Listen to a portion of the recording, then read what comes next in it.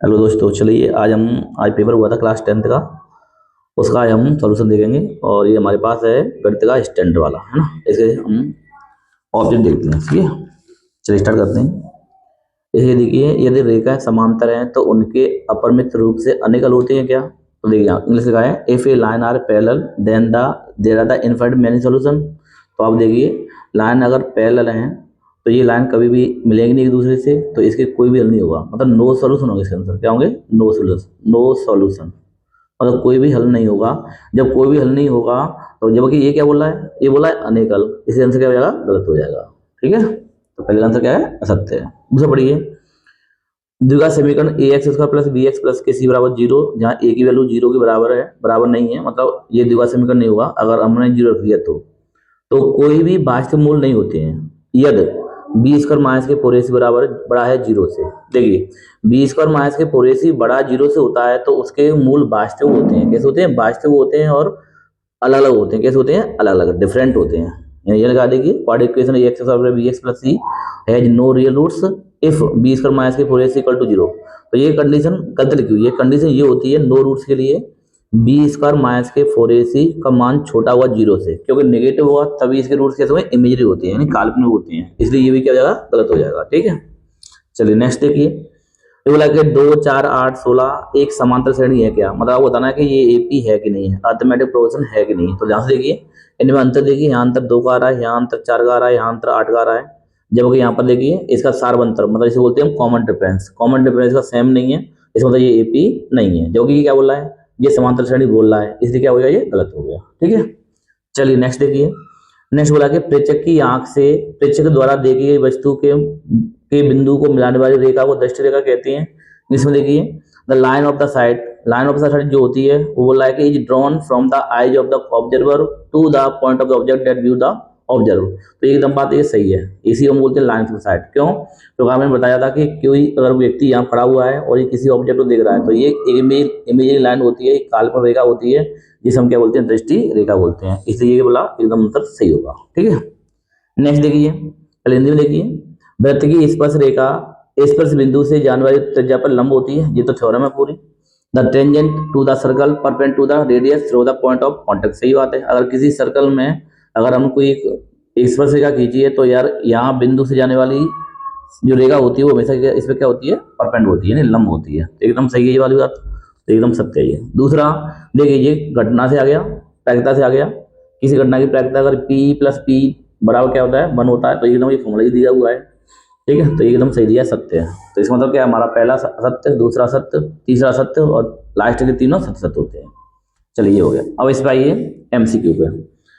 आपसे बोला है कि 6 और 15 का एलसीएम क्या होगा। तो 6 और 15 का एलसीएम क्या होता है, क्या होगा, एलसीएम ले लो इसका 30 होगा, ये आंसर होगा अपना। दूसरा देखिए, a1/a2 बराबर है b1/b2, लेकिन बराबर नहीं है c1/c2। और ये इसमें रेखा कैसी होती है, तो इसमें रेखा होती है समांतर, और जब समांतर रेखा होती है, ठीक है, सॉरी, क्या ये a1/a2 बराबर b1/b2 बराबर c1/c2 है। अच्छा, c2 है तो क्या होगा, इसमें कोई भी हल नहीं होगा इसका, है ना, समांतर रेखा है, कोई भी हल नहीं होगा इसका, है ना, ये वाला होगा। ठीक है, कोई भी हल नहीं होगा, है ना, अनंत तक नहीं होगा, कोई भी हल नहीं होगा इसका। ठीक है, अगर देखिए, तुम्हें ये तो पता होगा कि अल्फा प्लस बीटा का मान क्या होता है, तो ये माइनस के बी अपॉन ही होता है, तो आंसर कौन सा होगा, माइनस के बी अपॉन ही होगा। ठीक है, दूसरा देखिए, द्विघात समीकरण का विभेदन निकालना। विभेदन फॉर्मूला क्या होता है, बी स्क्वायर माइनस के four A C, B square minus के फोर ए सी होता है। ठीक है, तो यहाँ वैल्यू रखी मैंने, देखी बी कितना दिया यहाँ पर 4, तो हो रहा माइनस के 4 इंटू ए कितना दिया है 2 इंटू 3 कितना बताइए 24, और 16 में से तो माइनस के 8 आंसर आएगा, तो माइनस के 8 आंसर होगा। अगला देखिए, बोला कि कोई त्रिभुज है, मान ली कोई वृत्त है, इस वृत्त में P बिंदु से हमने एक रेखा खींची है, टेंजेंट खींची है। तो देखिए, किसी बाएं बिंदु से दो टेंजेंट खींच सकते हैं, P और ये P मान लो P है, ये मान लो P भी है, और ये रेखा एक दूसरे को कौन बना रही है, वो 80 का बना रही है। तो आपसे क्या पूछ रहा है, आपसे पूछ रहा है अगर इसका केंद्र बिंदु O है तो आपसे पूछ रहा है कि POA कितना होगा, ये पूछ रहा है आपसे, ये वाला पूछ रहा है, ये वाला पॉइंट। तो ध्यान से देखिए, जो त्रिज्या होती है वो स्पर्शरेखा पर लंब होती है, ये वाला कोण 90 का हुआ, और देखिए ये इसका बाइसेक्टर है, मतलब समद्विभाजक है, तो ये 40 होगा, तो ये भी क्या हुआ, 40 हुआ। तो देखिए इस वाले त्रिभुज, ध्यान से देखिए, इस वाले त्रिभुज में AOP में इसमें लगाएंगे एंगल सम प्रॉपर्टी, है ना, यानी त्रिभुज के सभी कोणों का योग कितना होता है 180, ये लगाएंगे। तो यहाँ देखिए 90 प्लस 40 होते हैं कितने बताइए 130 और 130 को ऊपर घटा देंगे 180 में से, कितना बचेगा बताइए? तो ये बचेगा 50। तो इसका आंसर क्या होगा अपना? 50 होगा। ठीक है, समझ में आ गया? यहाँ देखिए आपसे बोला है कि अगर रेडियस हमारी आर है, मतलब त्रिज्या हमारी आर है और वृत्त के त्रिज्यखंड का क्षेत्र निकालना है आपको, और कोण आपको दिया है थीटा। तो तुम्हें पता होगा त्रिज्यखंड का क्षेत्र क्या होता है, यानी एरिया ऑफ सेक्टर होता है थीटा बटे 360 पाई आर स्क्वायर। बट उसने क्या बोला है? थीटा को उसने ई बोला है, पी अपॉन 360, और पाई का पाई रहेगा, आर को उसने बोला कैपिटल आर। और ये वाला ऑप्शन होगा, तो ये वाला देखिए ऑप्शन कहाँ पर है? देखिए इसमें भी है, इसमें भी आर, तो ये दो तो होंगे नहीं बने। अब देखिए आर स्क्वायर इसमें भी है, आर स्क्वायर इसमें भी है, बट देखिए यहाँ पर 180 है, यहाँ पर 720 है। तो 180 तो आ नहीं सकता कैसे भी करके, क्योंकि ये आ सकता है, क्योंकि अगर हम 2 से इसको काट देंगे तो 360 बार आएगा। इसलिए आंसर कौन सा होगा अपना? ये वाला होगा। ठीक है, सी वाला। चलिए नेक्स्ट आइए, जोड़ी पर आइए।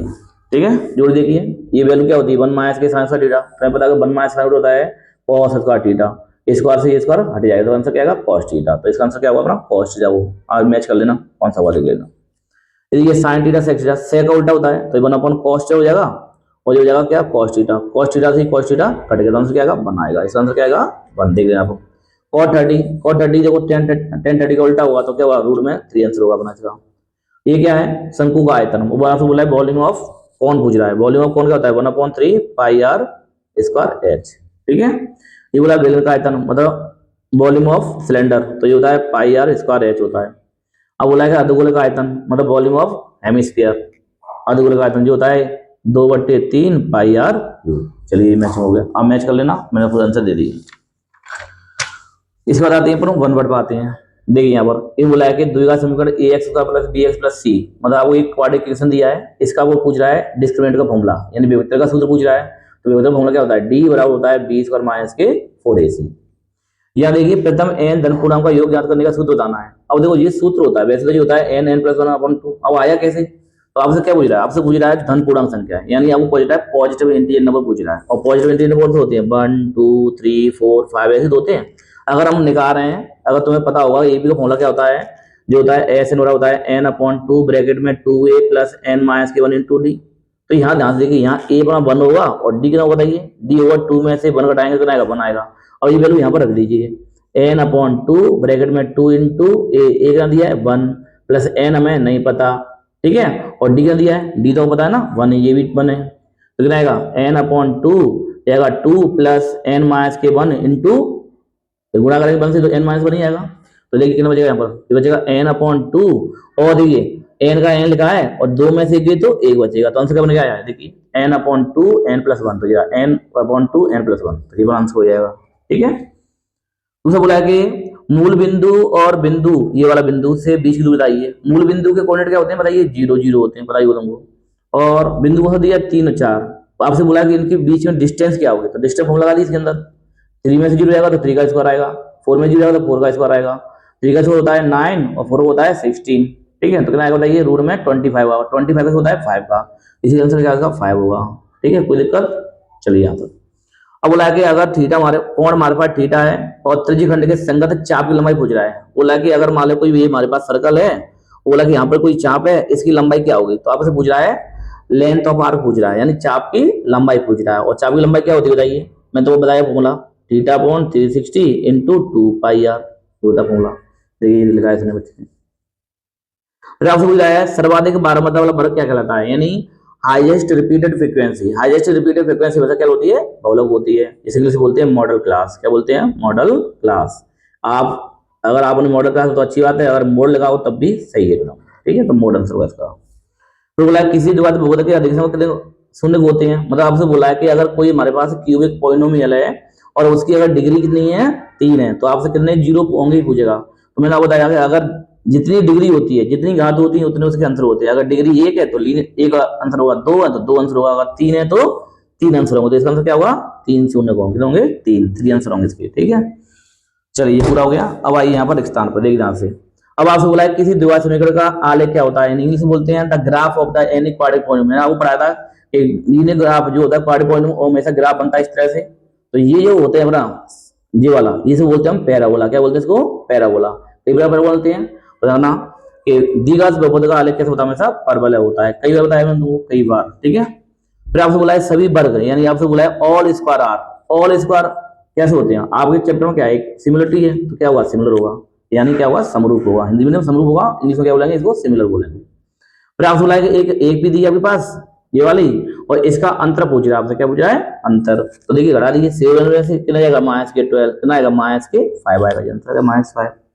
बोला कि एक असंभव घटना की प्रायिकता क्या होती है, आपसे बोला था प्रोबेबिलिटी ऑफ इम्पॉसिबल इवेंट। अब इम्पॉसिबल इवेंट है तो इवेंट तो घटेगा ही नहीं, जब इवेंट घटेगा ही तो आंसर क्या होगा, 0 होगा। क्या होगा, 0।